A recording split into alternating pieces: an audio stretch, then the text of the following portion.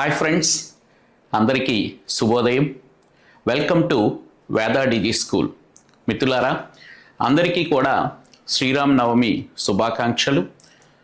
ఆంధ్రప్రదేశ్ మరియు తెలంగాణ రాష్ట్రాల్లో డిఎస్సి మరియు ఇతర పోటీ పరీక్షలకు ప్రిపేర్ అవుతున్న అభ్యర్థులందరూ కూడా విజయం సాధించాలని, తమ జీవితాల్లో శుభ సంతోషాలు విరజిల్లాలని మనస్ఫూర్తిగా కోరుకుంటూ మీ ఎన్టీఆర్. మిత్రులారా, మనము పర్స్పెక్టివ్స్ ఇన్ ఎడ్యుకేషన్ పిఐఈ విద్యా దృక్పథాలు అనే అంశంలో టెస్ట్ కండక్ట్ చేసుకుంటూ ఆ టెస్ట్కు సంబంధించి ఎక్స్ప్లెనేషన్ వీడియోస్ని కూడా మన వేదా డిజి స్కూల్ అనే యాప్లో అప్లోడ్ చేయటం జరుగుతుంది మిత్రులారా. సో దీనిలో భాగంగా మనం చట్టాలు హక్కులు యూనిట్ నెంబర్ 4లో భాగంగా 4వ అధ్యాయంలో చట్టాలు హక్కులు అనే కాన్సెప్ట్ ఉంటుంది. Right to education act, right to information act, child rights and human rights. ఈ కాన్సెప్ట్లో మనం ఆన్లైన్ టెస్ట్ 1ని ఆల్రెడీ కండక్ట్ చేసుకున్నాము. మిత్రులందరూ కూడా దాన్ని అటెంప్ట్ చేయటం జరిగింది. మరి ఈ ఆన్లైన్ టెస్ట్ 1కు సంబంధించి ఎక్స్ప్లెనేషన్ వీడియోని ఈరోజు చేయటం అనేది జరుగుతుంది మిత్రులారా. సో అదొకసారి మనం గమనిద్దాం. సో ఇక్కడ చూస్తే క్వశ్చన్ నెంబర్ 1, సరి అయిన దానిని గుర్తించుము. కొంచెం ఇక్కడ ఎంటైర్ ఈ టెస్ట్ అంతా కూడా రైట్ టు ఎడ్యుకేషన్ యాక్ట్ పైన ఇవ్వటం అనేది జరిగింది.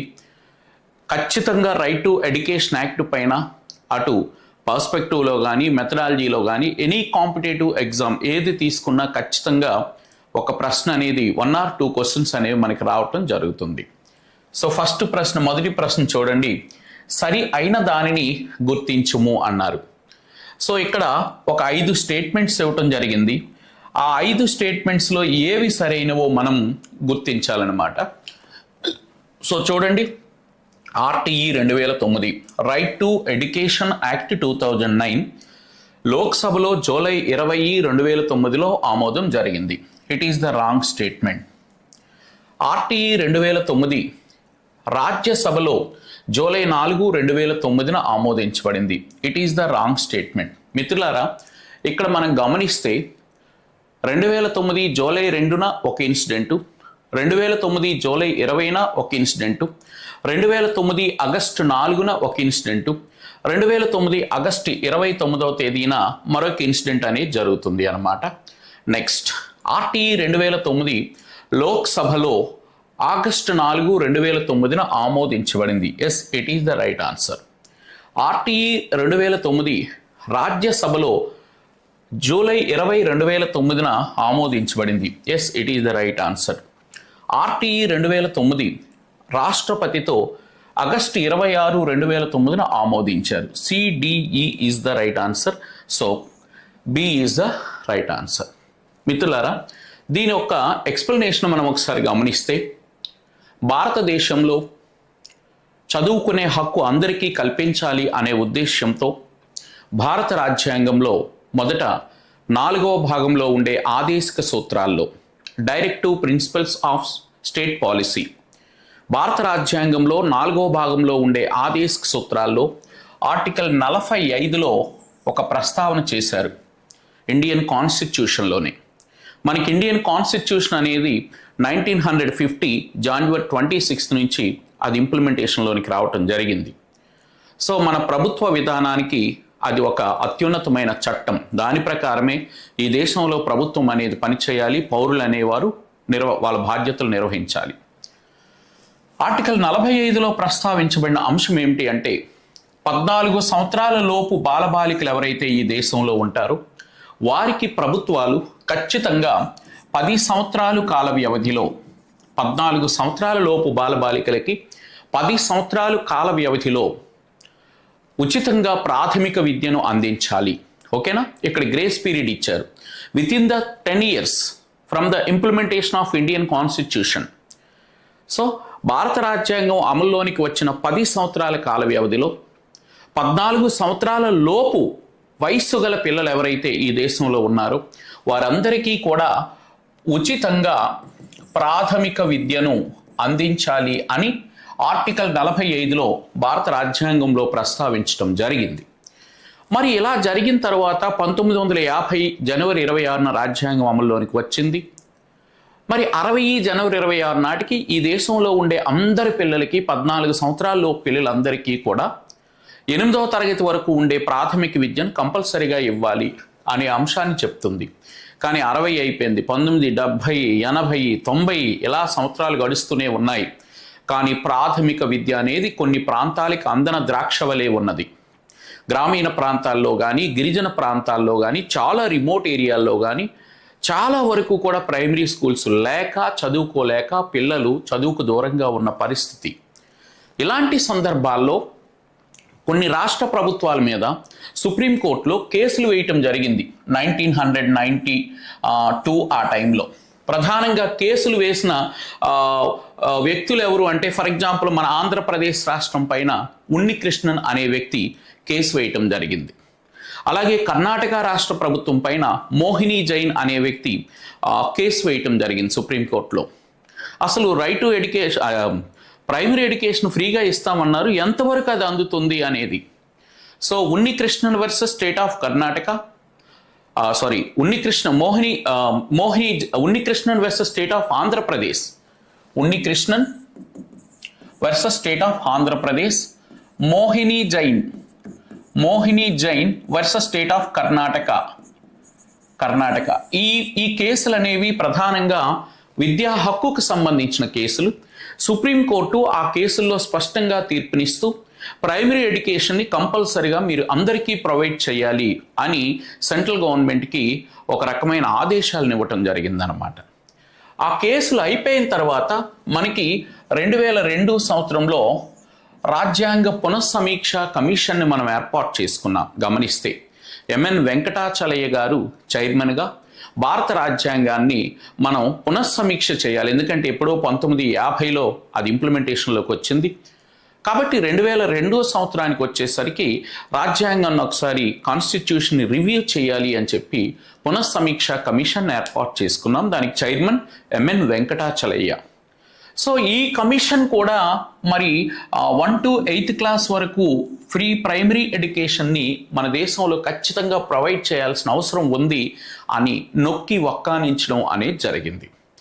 మరి ఇలా కాన్స్టిట్యూషనల్ రివ్యూ కమిషన్ చెప్పిన విషయాన్ని అప్పటి ప్రైమ్ మినిస్టర్ 2002 సంవత్సరంలో శ్రీ అటల్ బిహారీ వాజ్పేయి గారు మరి దాన్ని పరిగణలోకి తీసుకొని 2002 సంవత్సరంలోనే 86వ సారి భారత రాజ్యాంగాన్ని సవరణ చేయటం అనేది జరిగింది. సో 2002 86వ రాజ్యాంగ సవరణ బిల్లును తీసుకొచ్చారు. 86th constitutional amendment bill. It is referred to article 21A. భారత రాజ్యాంగంలో 21A అనే ఆర్టికల్ని సవరించడం జరిగిందనమాట. 21A 21 అనేది జీవించే హక్కుకు సంబంధించిన ఆర్టికల్. 21A అనే కొత్త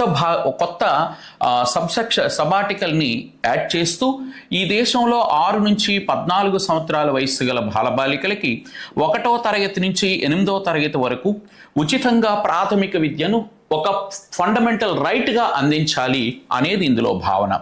21A అనేది విద్యా హక్కుకు సంబంధించిన సవరణ.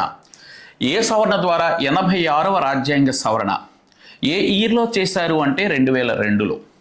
అయితే ఇట్లా సవరణ చేశారు. కానీ తదనంతరం వచ్చిన పరిస్థితుల్లో ఎలక్షన్స్ రావడం, కేంద్రంలో ఎన్డీఏ గవర్నమెంట్ ఓడిపోవటం, యూపీఏ గవర్నమెంట్ రావడం, యూపీఏ గవర్నమెంట్ 5 సంవత్సరాలు పరిపాలన చేసిన తర్వాత మరలా రెండోసారి కూడా యూపీఏ గవర్నమెంట్కి ఈ దేశంలో అధికారం ఇవ్వటం, డాక్టర్ మన్మోహన్ సింగ్ గారు ప్రైమ్ మినిస్టర్గా ఉండడం, మళ్ళీ రెండోసారి 2009లో ప్రైమ్ మినిస్టర్గా వచ్చిన తర్వాత తొలి దశలో చాలా చట్టాలు చేశారు. మనకి ఇన్ఫర్మేషన్ యాక్ట్ కానీ, అదేవిధంగా పని హక్కు కల్పిస్తూ MNREGP యాక్ట్ కానీ, గృహహింస నిరోధక చట్టం కానీ, ఇట్లాంటి అభ్యుదయ చట్టాలు తొలి దశలో అంటే 2004 to 2009 మధ్యలో మొదటి దశలో చేశారు. ఇక సెకండ్ దశలో మళ్ళీ యూపీఏ గవర్నమెంట్, ఐక్య ప్రగతిశీల కూటమి, ఈ గవర్నమెంట్ అధికారంలోకి వచ్చిన తర్వాత విద్యా హక్కుకు సంబంధించి గతంలో 86వ రాజ్యాంగ సవరణ బిల్ అనేది ఉంది. దాన్ని మళ్ళీ తీసుకొచ్చి ప్రైమరీ హక్కుగా, ప్రాథమిక హక్కుగా విద్యను ఇవ్వాలి అని చెప్పి ప్రాసెస్ స్టార్ట్ చేశారు. ఈ ప్రాసెస్లో భాగంగానే ఒక్కొక్క దశను మనం గమనిస్తే very very important stage. 2009 July 2వ తేదీన ఈ బిల్లుకు క్యాబినెట్ మరలా అప్రూవల్ చేయటం జరిగింది. కొత్త గవర్నమెంట్ కదా, మళ్ళీ క్యాబినెట్ అప్రూవల్ అవసరం అయిందనమాట, కొన్ని మార్పులు చేర్పులు చేస్తూ. సో 2009 జూలై 22వ తేదీన ఈ 86వ రాజ్యాంగ సవరణ బిల్ ఏదైతే ఉందో క్యాబినెట్ అప్రూవల్ జూలై 2న క్యాబినెట్ అప్రూవల్ జరిగింది, క్యాబినెట్ ఆమోదించింది జూలై 2. అలాగే జూలై 20వ తేదీన, సో ఇక్కడ గమనించండి, జూలై నెలలో 2 ఈవెంట్స్ ఉంటాయి. జూలై 2న క్యాబినెట్ అప్రూవల్ జరిగింది, జూలై 20న రాజ్యసభ ఆమోదం జరిగింది. అంటే పార్లమెంట్లో అప్పర్ హౌస్ పెద్దల సభ, రాజ్యసభ ఆమోదం జూలై 20వ తేదీన జరిగింది. తర్వాత 2009 ఆగస్టు 4వ తేదీన లోక్సభ ఆమోదం జరిగింది. లోక్సభ అప్రూవల్ అనేది ఆగస్టు 4న ఇవ్వటం జరిగింది. సో 2 హౌసెస్ అప్రూవల్ జరిగిన తర్వాత ఆగస్టు 26వ తేదీన, ఆగస్టు 26న రాష్ట్రపతి ఆమోదం అనేది జరిగింది, ప్రెసిడెంట్ ఆఫ్ ఇండియా. సో రాష్ట్రపతి ఆమోదం జరిగిన తర్వాత ఈ బిల్ అనేది చట్టంగా మారింది. అప్పుడు దానిని మనం 86వ రాజ్యాంగ సవరణ చట్టం అని అక్కడి నుంచి పిలుస్తాం. So first July 2 cabinet approval, very important. July 20 Rajya Sabha approval, August 4 Lok Sabha approval, August 26 president of India signature చేయటం జరిగింది. బిల్ అనే చట్టంగా మారింది. దీనిని మన కేంద్ర ప్రభుత్వ గెజెట్లో దీన్ని నమోదు చేయటం అనేది ఆగస్టు 29వ తేదీన జరిగింది. గెజెట్లో నమోదు చేసిన తర్వాత ఇది చట్టంగా అఫీషియల్గా దీన్ని గుర్తించడం అనేది జరిగిందనమాట. సో ఆగస్టులో ఎక్కువగా ఇక్కడ నిర్ణయాలు జరిగాయి కాబట్టి విద్యా హక్కు చట్టాన్ని ఆగస్టు చట్టం అని కూడా పిలుస్తారు. దీన్ని ఏ చట్టంగా పిలుస్తారు అంటే ఆగస్టు చట్టంగా పిలవటం అనేది జరుగుతుంది. So this is the background explanation of this question. Next we will go to the question number 2. సరికాని దాన్ని గుర్తించండి. అంటే రైట్ టు ఎడ్యుకేషన్ యాక్ట్కి సంబంధించి సరికాని దాన్ని మనం ఒకసారి గమనిస్తే మిత్రులారా, సో ఈ ఆగస్టు చట్టంగా పిలువబడే విద్యా హక్కు చట్టం అనేది సాధారణంగా 2010 ఏప్రిల్ 1వ తేదీ నుంచి ఇది అమల్లోనికి రావటం జరిగింది మన దేశంలో. జమ్మూ కాశ్మీర్ రాష్ట్రం మినహా ఎంటైర్ స్టేట్స్లో మన రాష్ట్రాల్లో ఇది ఇంప్లిమెంటేషన్లోనికి రావటం జరిగింది. మరి జమ్మూ కాశ్మీర్ని ఎందుకు మనం మినహాయించామంటే దానికి ప్రత్యేకత కల్పించడం జరిగింది కాబట్టి, ఈ చట్టం అమలులో అక్కడ కొన్ని ప్రాబ్లమ్స్ ఉంటాయి కాబట్టి దాన్ని మినహాయించడం జరిగింది. సాధారణంగా ఏ చట్టమైనా సరే అక్కడ ప్రత్యేక నిబంధనలు ఉంటాయి. సో జమ్మూ కాశ్మీర్ మినహాయించి ఎంటైర్ దేశవ్యాప్తంగా 2010 ఏప్రిల్ 1 నుంచి విద్యా హక్కు చట్టం అనేది అమల్లోకి వచ్చింది. మరి ఈ చట్టంలో 7 అధ్యాయాలు ఉన్నాయి. 2009 విద్యా హక్కు చట్టంలో 7 యూనిట్స్ ఉన్నాయి. It is the right answer. 7 అధ్యాయాలు ఉన్నాయి. ఆర్టీఈ 2009లో 38 అధ్యాయాలు. It is the wrong bit. RTE 2009లో 38 సెక్షన్లు ఉన్నాయి. ఎస్ అండి, సెక్షన్స్ 38, యూనిట్స్ అనేవి 7. A and C is the right answer. RTE 2009లో ఒక షెడ్యూల్ ఉంది. షెడ్యూల్ అంటే అనుబంధం, ఇది కూడా ఉంది. ఆర్టీఈ 2009లో 37 సెక్షన్లు అనేవి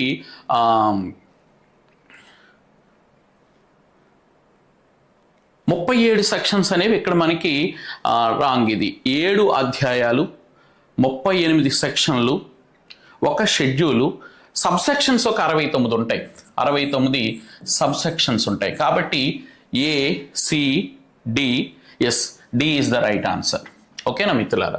సో 2010 ఏప్రిల్ 1వ తేదీ నుంచి ఈ విద్యా హక్కు చట్టం అనేది మనకి అమల్లోనికి రావటం జరిగింది.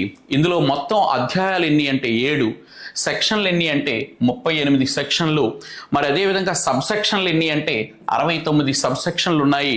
షెడ్యూల్స్ ఎన్ని ఉన్నాయి అంటే ఒక షెడ్యూల్ ఉంది. గమనించుకోవాలి మిత్రులారా. సో విద్యా హక్కు చట్టం అమల్లోనికి వచ్చిన తర్వాత ఇందులో 7 అధ్యాయాలు ఉన్నాయి, 38 సెక్షన్లు ఉన్నాయి, ఒక అనుబంధం ఉంది. షెడ్యూల్ అనుబంధంగా కొన్ని అంశాలు ఆ షెడ్యూల్లో పొందుపరిచారు. అదేవిధంగా 69 సబ్సెక్షన్లు పొందుపరచడం అనేది జరిగింది. ACD is the right answer. And third one, RTE 2009 ప్రకారం విద్యార్థులు ఉపాధ్యాయుల యొక్క నిష్పత్తి. క్వశ్చన్ బాగా చదవాలి మిత్రులారా. ఇక్కడ ఉపాధ్యాయులు విద్యార్థులు అనలేదు, విద్యార్థులు ఉపాధ్యాయులు, స్టూడెంట్స్ అండ్ టీచర్ రేషియో అడిగారు. ఇక్కడ విద్యార్థులు అంటే స్టూడెంట్స్, ఉపాధ్యాయుడు అంటే teacher. Right to education act 2009 ప్రకారము స్టూడెంట్ అండ్ టీచర్ రేషియో గురించి చెప్పేది 4th యూనిట్. 4వ అధ్యాయంలో ఈ విద్యార్థులు విద్యార్థులకి ఎంతమంది ఉపాధ్యాయులు ఉండాలి అనే ప్రస్తావన 4వ యూనిట్లో ఉన్నది.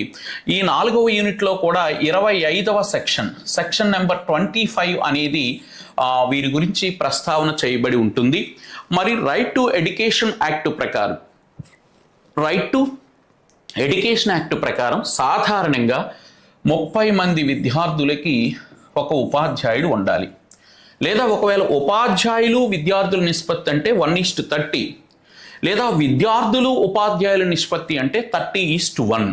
కాబట్టి so A is the right answer. ఓకేనా, రైట్ ఆన్సర్. జనరల్గా చట్టం ఏం చెప్తుంది అంటే 30 మంది పిల్లలకి ఒక ఉపాధ్యాయుడి చొప్పున ఉండాలి. ఇక్కడ దీన్ని స్పెసిఫైడ్గా మనం క్లాసిఫికేషన్ చేసుకుంటే ప్రాథమిక పాఠశాలలు ఏవైతే ఉన్నాయో ప్రాథమిక పాఠశాలల్లో అయితే 30 మంది విద్యార్థులకి ఒక ఉపాధ్యాయుడు ఉండాలి చట్టం చెప్తుంది. ప్రాథమికోన్నత పాఠశాలలు ఏవైతే ఉన్నాయో ప్రాథమికోన్నత పాఠశాలల్లో 35 మంది పిల్లలకి ఒక టీచర్ ఉండాలి. అదేవిధంగా ఉన్నత పాఠశాలలు ఏవైతే ఉన్నాయో హై స్కూల్స్, ఇక్కడ 40 మంది పిల్లలకి ఒక టీచర్ ఉండాలి. సో మిత్రులారా, primary school, upper primary school, high school, for example మన స్టేట్లోనే మనం క్లాసిఫై చేసుకుంటే 1వ తరగతి నుంచి 5వ తరగతి వరకు కూడా ప్రైమరీ స్కూల్స్ 30:1, అప్పర్ ప్రైమరీ 6, 7, 8 తరగతులు కలిసి ఉంటే 35:1 మెయింటైన్ చేయాలి. ఒకవేళ హై స్కూల్స్ అంటే 9, 10 లేదంటే 11, 12 కూడా ఉండొచ్చు హయ్యర్ సెకండరీ. ఇలాంటి పాఠశాలల్లో 40 మంది పిల్లలకు ఒక ఉపాధ్యాయుడి చొప్పున ఇక్కడ స్టూడెంట్ అండ్ టీచర్ రేషియోని మెయింటైన్ చేయాలి. So A is the right answer. So విద్యార్థులు ఉపాధ్యాయుల నిష్పత్తి గురించి తెలియచేసే అధ్యాయం 4 ఏ సెక్షన్లో తెలియచేశారంటే 25. జనరల్గా యాక్ట్ ప్రకారం రేషియో ఎలా ఉండాలి అంటే 30:1. ఓకేనా, so A is the right answer. ఓకేనా, నెక్స్ట్ క్వశ్చన్ నెంబర్ 4. 4వ ప్రశ్నకు ఒకసారి వస్తే రైట్ టు ఎడ్యుకేషన్ యాక్ట్లో పాఠ్య ప్రణాళిక మూల్యాంకనం గురించి పేర్కొన్న అధ్యాయం అడిగాడు. యూనిట్ అడిగాడు. గమనించండి, యూనిట్. మిత్రులారా, మనకి చాలా పెద్ద యూనిట్ ఒకటే ఉంది. ఓకేనా, ఎంటైర్ మనకి విద్యా హక్కు చట్టంలో పెద్ద యూనిట్ ఏది అంటే 4th యూనిట్. దాని తర్వాత 5th యూనిట్ అనేది కేవలం 2 సెక్షన్స్ మాత్రమే చెప్తుంది. గమనించాలి. సో 12వ సెక్షన్ నుంచి 28వ సెక్షన్ వరకు 4వ యూనిట్లో ఉంటే 29, 30 సెక్షన్లు 5వ యూనిట్లో ఉంటాయి. సో రైట్ టు ఎడ్యుకేషన్ యాక్ట్లో పాఠ్య ప్రణాళిక మూల్యాంకనం కరికులం అండ్ ద ఎవల్యూషన్ గురించి తెలియచేసే సెక్షన్ ఏది అంటే section 5 is the right answer. Section 5లో మనకి యూనిట్ 5 సెక్షన్ అంటున్నాను, ఐఎమ్ సారీ.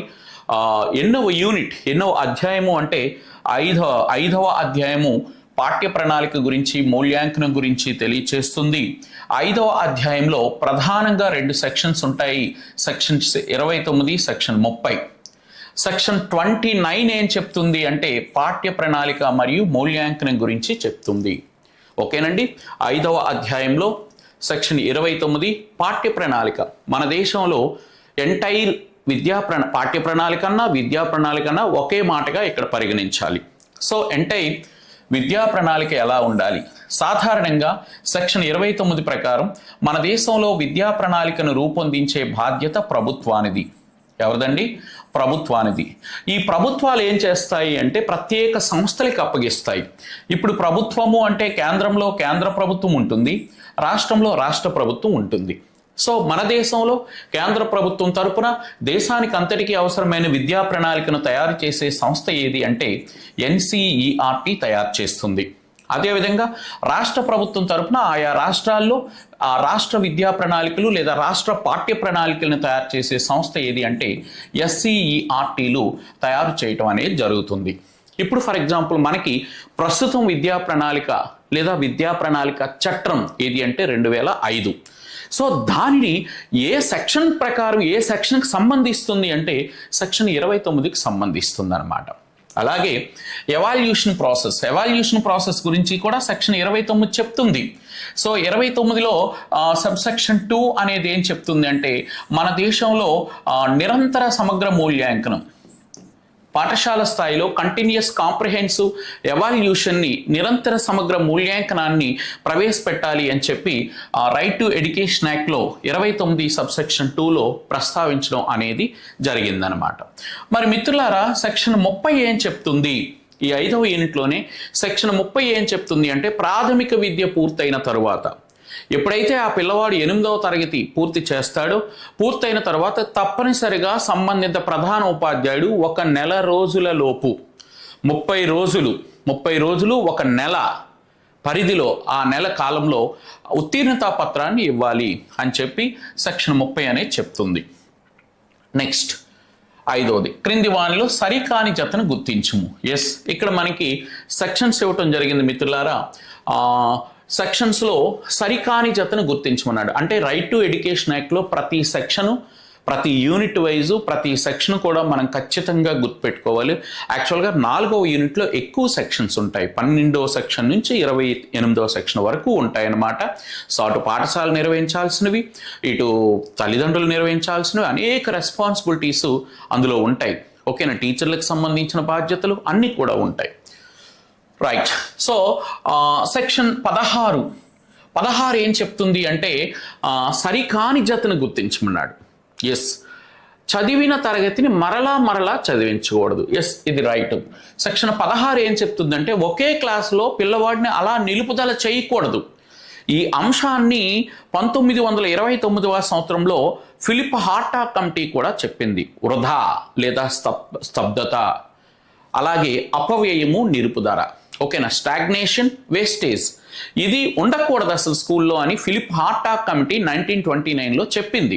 సో ఆ విషయాన్ని రైట్ టు ఎడ్యుకేషన్ యాక్ట్లో పొందుపరుస్తూ సెక్షన్ 16 ఏం చెప్తుందంటే ఒక పిల్లవాడిని మరలా ఒకే క్లాస్లో ఉంచకూడదు, డిటైన్ చేయకూడదు అని చెప్తుంది సెక్షన్ నెంబర్ 16.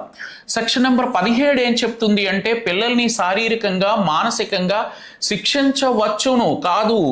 సెక్షన్ 17 ఓకే, శిక్షలు నిషేధం. శారీరకంగా, మానసికంగా శిక్షించాలని రైట్ టు ఎడ్యుకేషన్ యాక్ట్ చెప్పలేదు. శారీరకంగా, మానసికంగా పిల్లవాడిని మనం ఎట్టి పరిస్థితుల్లో శిక్షించకూడదు అని చెప్తుంది సెక్షన్ 17. ఈ ప్రశ్న వరకు ఇది సరికానిది. ఒకవేళ శిక్షిస్తే ఆ పిల్లవాడు టోల్ ఫ్రీ నెంబర్ని కూడా ఇవ్వటం జరిగింది, 1098. టోల్ ఫ్రీ నెంబర్ ఎంతంటే 1098. కాబట్టి there is no physically and mentally harassments or punishments are prohibited according to the section number 17.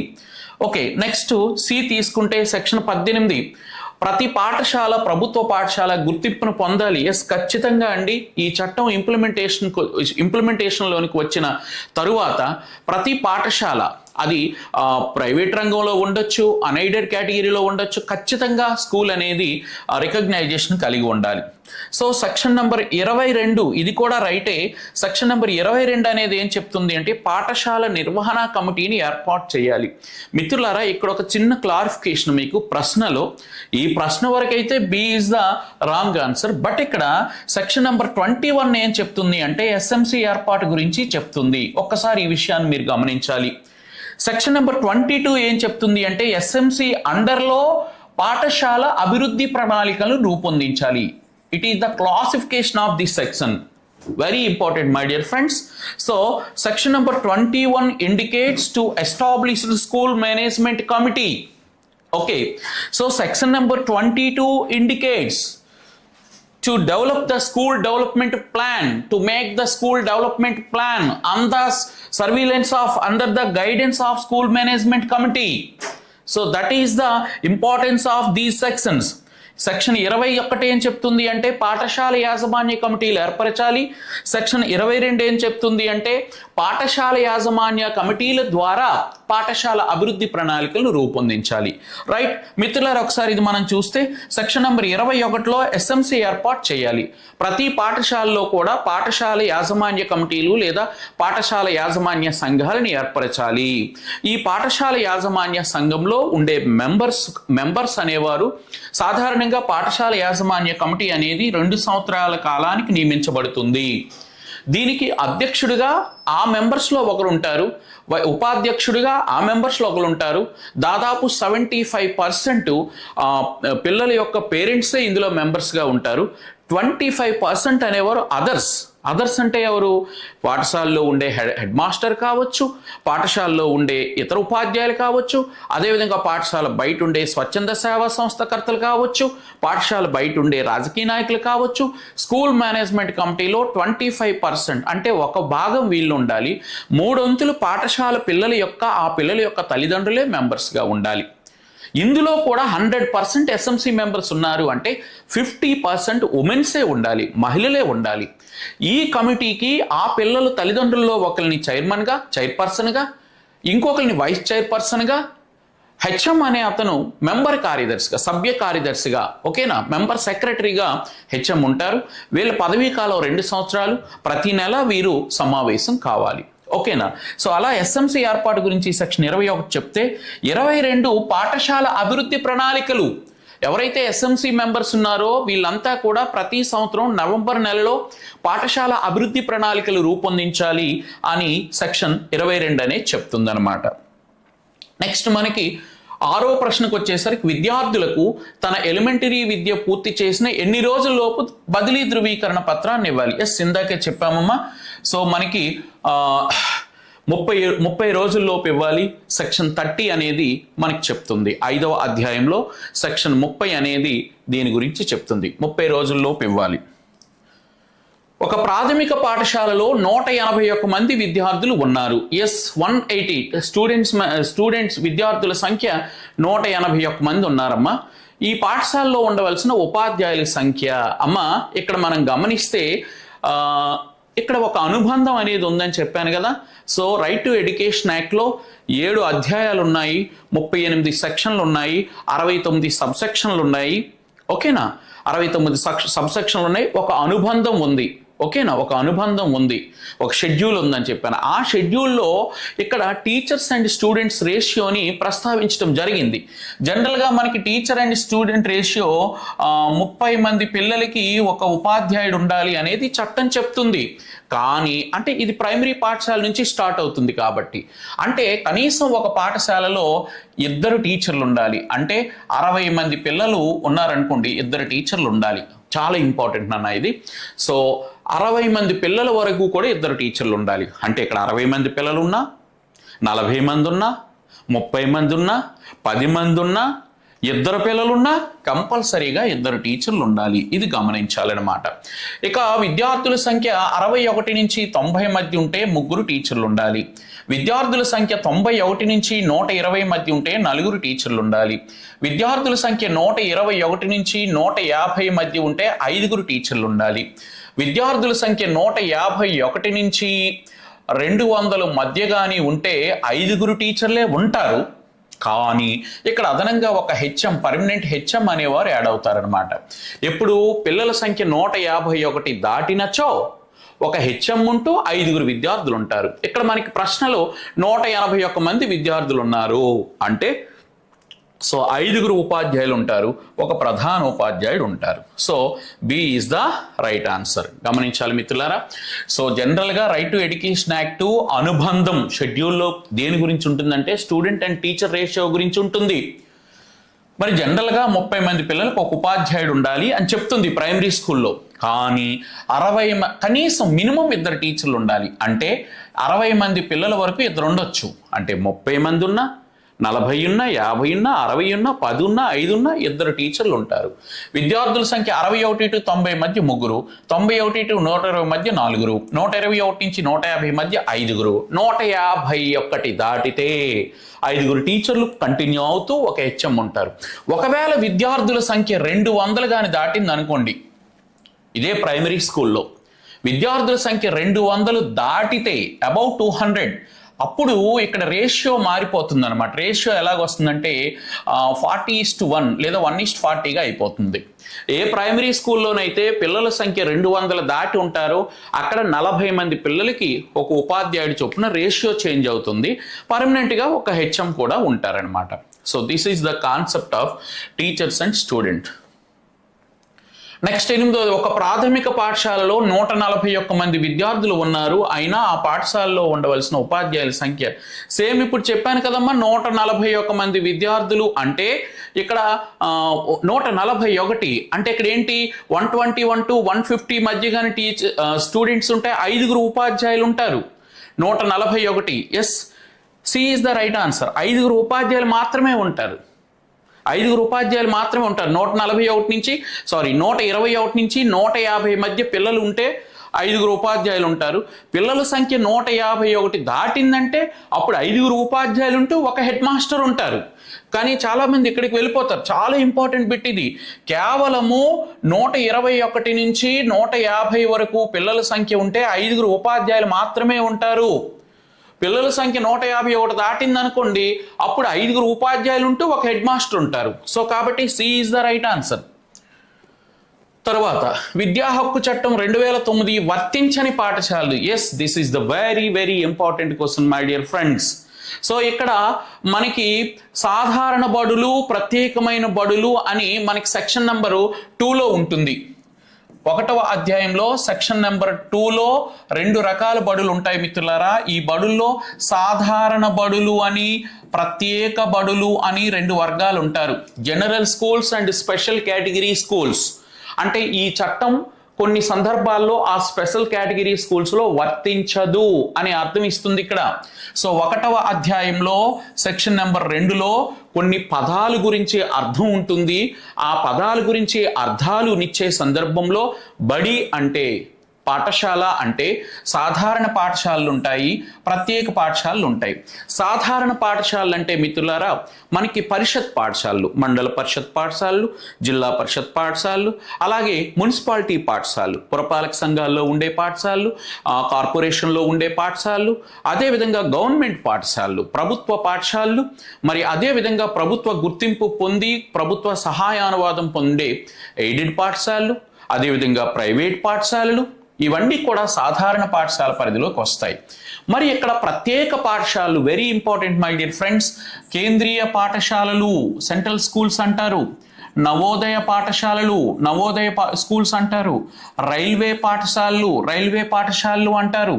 అదేవిధంగా మరి కేజీబీవి పాఠశాలలు, కస్తూరిబా గాంధీ బాలికా విద్యాలయాలు, అదేవిధంగా మోడల్ స్కూల్స్, మోడల్ పాఠశాలలు, అదేవిధంగా గిరిజన పాఠశాలలు, ట్రైబల్ స్కూల్స్, ఆశ్రమ పాఠశాలలు, రెసిడెన్షియల్ స్కూల్స్, ధార్మిక పాఠశాలలు, ధార్మిక పరిషత్తుల ఆధ్వర్యంలో నిర్వహించే పాఠశాలలు, అదేవిధంగా ఏకలవ్య పాఠశాలలు, ఇవన్నీ కూడా అదేవిధంగా మైనారిటీ పాఠశాలలు. ఓకేనా? సో ఇవన్నీ కూడా ప్రత్యేకంగా ఉంటాయన్నమాట. ప్రత్యేక పాఠశాలలుగా వర్గీకరించారు. ఇలాంటి పాఠశాలల విషయంలో ఈ కొన్ని సందర్భాల్లో ఈ చట్టం వర్తించదు. ఏంటంటమ్మా? Central schools, Navodaya schools, railway schools, Kasturba Gandhi Balika విద్యాలయాలు, మోడల్ స్కూల్స్ వీటినే ఆదర్శ పాఠశాలలు అంటారు, ట్రైబల్ స్కూల్స్ లేదా గిరిజన పాఠశాలలు, ఆశ్రమ పాఠశాలలు లేదా రెసిడెన్షియల్ పాఠశాలలు, అదేవిధంగా ధార్మిక పరిషత్తుల ఆధ్వర్యంలో నిర్వహించే పాఠశాలలు, ఏకలవ్య పాఠశాలలు, మైనారిటీ అల్పసంఖ్యాక వర్గాల వారికి కేటాయించిన పాఠశాలలు.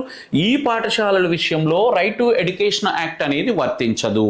ఎప్పుడు సార్ వర్తించదు అంటే according to right to education act ప్రకారము ప్రవేశ పరీక్షలు నిషిద్ధము ఒకటి, అది యాక్చువల్గా ప్రవేశ పరీక్షలు నిషిద్ధం.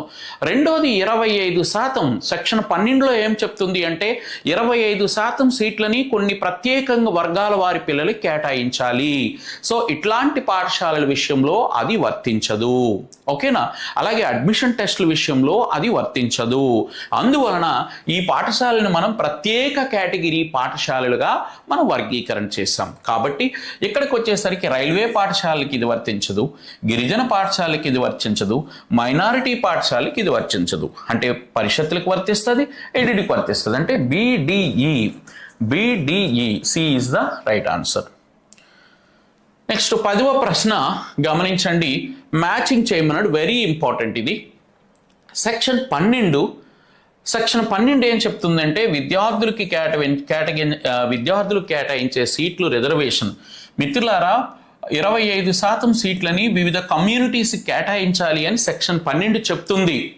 అందులో ఈ కమ్యూనిటీస్ విషయానికి వచ్చేసరికి 25%లో ఎస్సీలకు 10%, ఎస్సీ కమ్యూనిటీ పిల్లలు ఎవరైతే ఉంటారో 10%, ఎస్టీ కమ్యూనిటీ పిల్లలు ఎవరైతే ఉంటారో వీళ్ళకి 4% సీట్లు, ఓబీసీ అదర్ బ్యాక్వర్డ్ క్లాసెస్ పిల్లలు ఎవరైతే ఉంటారో వీళ్ళకి 5%, 10 + 4 14 + 5 కాదు ఇక్కడ 6 10 14 + 6 20, ఇంకా మనకి ఎంత ఉండిపోయింది 5%. 5% సీట్లు అనేవారు డిఫరెంట్ కేటగిరీ, అంటే ఎవరు అనాథ బాలలు, వీధి బాలలు, హెచ్ఐవి సోకిన వారు, ఇలాంటి వారు అనమాట. అంటే అనాథులు ఉంటారమ్మా, వీధి బాలలు ఉంటారు, హెచ్ఐవి సోకిన పిల్లలు ఉంటారు. సో ఇట్లాంటి వారికి 5% సీట్లని కేటాయించాలి. గమనించాలి మిత్రులారా, సెక్షన్ 12లో 25% సీట్లు రిజర్వేషన్ గురించి ప్రస్తావించబడుతుంది. Very important. ఇందులో 10% సీట్లని ఎస్సీ వర్గాల పిల్లలకు, 4% సీట్లని ఎస్టీ వర్గాల పిల్లలకు, 6% సీట్లని ఓబీసీ వర్గాల పిల్లలకు, 5% సీట్లని అనాథులు, వీధి బాలలు, హెచ్ఐవి సోకిన వారు, ఇట్లాంటి వర్గాల వారికి ఇవ్వాలి అని చట్టం చెప్తుంది. సో సెక్షన్ 12కి ఇది రైట్. ఇక సెక్షన్ 5 ఒకసారి మీరు గమనిస్తే మిత్రులారా, ఎలాంటి బదిలీ ధృవీకరణ పత్రాన్ని కోరే హక్కు, రైట్. ఇక్కడ ఒకసారి సెక్షన్ 13 చూద్దాం. సెక్షన్ 13 ఏం చెప్తుంది అంటే, సెక్షన్ 13కి డికి 2 సరైన ఆన్సర్. ఎలాంటి ప్రవేశ పరీక్షను నిర్వహించరాదు మరియు క్యాపిటేషన్ ఫీజును వసూలు చేయరాదు, రైట్. సో మిత్రులారా, ఇట్లాంటి ప్రవేశ పరీక్ష నిర్వహించకూడదు. రైట్ టు ఎడ్యుకేషన్ యాక్ట్లో సెక్షన్ 13లో ఏం చెప్తుందంటే, ఎంట్రన్స్ టెస్ట్లు అనేవి కండక్ట్ చేయకూడదు. ఒకవేళ ఎవరైనా ఈ చట్టం అమల్లోనికి వచ్చిన తర్వాత ఎంట్రన్స్ టెస్ట్ ఏ స్కూల్ అయినా సరే కండక్ట్ చేస్తే మొదటిసారిగా కండక్ట్ చేసినందుకు 25,000 రూపాయలు జరిమానా విధిస్తారు. ఒకసారి జరిమానా వేసిన తర్వాత కూడా మరలా ప్రవేశ పరీక్షను కండక్ట్ చేసింది అనుకోండి, 50,000 అలా ఎన్నిసార్లు కండక్ట్ చేస్తే అన్నిసార్లు ఇట్లా 50,000 చొప్పున ఫైన్ వేయటం అనేది జరుగుతుంది. ఓకేనా. సో సెక్షన్ 13లో అదేవిధంగా క్యాపిటేషన్ ఫీజు అంటే very important my dear friends. Capitation fee అంటే ప్రభుత్వం నిర్ధారించిన రుసుము కాకుండా, ప్రభుత్వం చెప్పిన రుసుము కాకుండా ఇతర రూపాల్లో వసూలు చేసే జరిమానాలు కానీ, వసూళ్లు కానీ, చందాలు కానీ, వీటిని క్యాపిటేషన్ రుసుముగా పరిగణించడం అనేది జరుగుతుందన్నమాట. సో ఇట్లా క్యాపిటేషన్ రుసుము ఏదైనా పాఠశాల వసూలు చేస్తే వసూలు చేసిన రుసుముకి 10 రెట్ల రుసుముని జరిమానాగా విధించడం జరుగుతుంది ఆ సంబంధిత హెడ్ మాస్టర్ అని సెక్షన్ నెంబర్ 13 అనేది క్యాపిటేషన్ రుసుము గురించి ప్రస్తావిస్తుంది. ఇకపోతే సెక్షన్ నెంబర్ 5 జనరల్గా మనకి ఇక్కడ తెలిసిపోతుంది. Section number 5, section number 7. So section number 5 విద్యార్థి బదిలీ ధృవీకరణ పత్రాన్ని కోరే హక్కును కలిగి ఉంటాడు. విద్యార్థి ఎప్పుడైనా పాఠశాలలో చదువుతున్న సందర్భంలో అత్యవసరంగా బదిలీ కావాల్సిన పరిస్థితి వస్తే ట్రాన్స్ఫర్ సర్టిఫికేట్ని అడిగే హక్కు పిల్లవాడికి ఉంటుంది. ఆ ట్రాన్స్ఫర్ సర్టిఫికేట్ని ఖచ్చితంగా ఆ ప్రధాన ఉపాధ్యాయుడు ఇవ్వాలి. సో అని చెప్పేదే సెక్షన్ 5. అంటే ఇక్కడ గమనిస్తే ఫర్ ఎగ్జాంపుల్ కేంద్ర ప్రభుత్వ ఉద్యోగులు ఉంటారు, రైల్వేల్లో పనిచేసే వాళ్ళు, లేదంటే కేంద్ర ప్రభుత్వ సంస్థల్లో సెంట్రల్ గవర్నమెంట్ ఎంటర్ప్రైజెస్ ఉంటాయి, వాటిల్లో పనిచేసేవారు సడన్గా ట్రాన్స్ఫర్ అవుతూ ఉంటారు. ఆ పిల్లల్ని మనం జాయిన్ చేసుకోవాలి. బదిలీ కోరే హక్కు ఉంటుంది, జాయిన్ చేసుకోవాలి. ఇది అకాడమిక్ ఇయర్ మధ్యన ఇది అనేది ఉండదు. సో ఇది సెక్షన్ నెంబర్ 5 ఏంటంటే బదిలీ ధృవీకరణ పత్రాన్ని కోరే హక్కును గురించి చెప్తుంది. సెక్షన్ నెంబర్ 7 ఏం చెప్తుంది అంటే కేంద్ర ప్రభుత్వం యొక్క విధులు, బాధ్యతలు. ఇక్కడ కేంద్ర ప్రభుత్వము ఈ చట్టాన్ని అమలు చేయాల్సిన బాధ్యత, సెంట్రల్ గవర్నమెంట్ యొక్క విధులు, నిధులు గురించి కూడా చెప్తుంది. నిధులు the responsibilities of the central government and funding, ఎంత ఫండింగ్ ఇవ్వాలి సెంట్రల్ గవర్నమెంట్ అని చెప్తుంది అనమాట సెక్షన్ నెంబర్ 7. కేంద్ర ప్రభుత్వం యొక్క విధి ఏమిటి అంటే ఈ చట్టాన్ని రూపొందించారు, దీన్ని అమలు పరచాల్సిన బాధ్యత కేంద్రం మీద ఉందన్నమాట. అలాగే రాష్ట్రాల్లో కూడా రాష్ట్ర ప్రభుత్వాలు అమలు పరుస్తాయి. ఇకపోతే ఫండింగ్ విషయానికి వచ్చేసరికి యాక్చువల్గా ఈ చట్టం అమల్లోనికి వచ్చేటప్పుడు 65% ఫండ్ సెంట్రల్ గవర్నమెంట్ భరిస్తుంది, 35% ఫండ్ స్టేట్ గవర్నమెంట్ భరిస్తుంది. 65:35 65-35 65% ఫండ్ని సెంట్రల్ గవర్నమెంట్ భరిస్తుంది, 35% ఫండ్ని స్టేట్ గవర్నమెంట్ భరిస్తుంది. అయితే ఇక్కడ ఈ ఫండింగ్ విషయంలో 2017వ సంవత్సరం నుంచి ఇది మారిందనమాట. 68% ఫండ్ సెంట్రల్ గవర్నమెంట్, 32% ఫండ్ని స్టేట్ గవర్నమెంట్ భరించడం అనేది జరిగింది మిత్రులారా. సో ఇది ఫండింగ్ సంబంధించిన అంశం అన్నమాట.